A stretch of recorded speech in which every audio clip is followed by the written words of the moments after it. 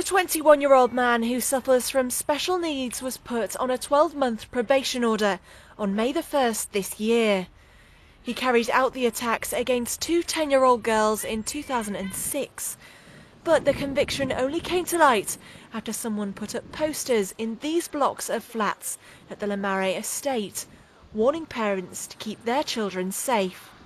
Today, questions are being asked as to how a man who lived in States housing when convicted by a Jersey court could continue to live in such close proximity to young children. Well, this raises issues which we hadn't really thought about before. Allocation of housing, which we are concerned about.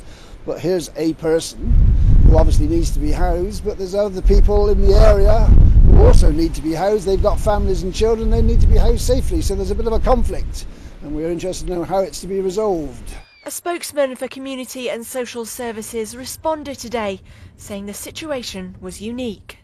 The Children's Service has worked with the young man in question for many years without concern. These offences are historic, committed as a minor, and are not seen to place members of the public at undue risk.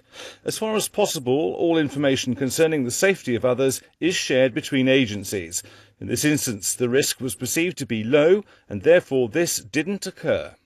This meant the housing department had to be alerted to the situation by Lamare residents. Children's Services will be reviewing their processes as a result.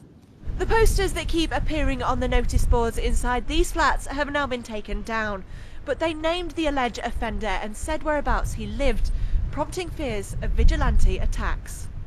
The offender's now been moved for his safety and that of the estate's residents. But with 35 people on the sex offenders register in the island, these circumstances have raised questions about one of the most complex issues facing our society.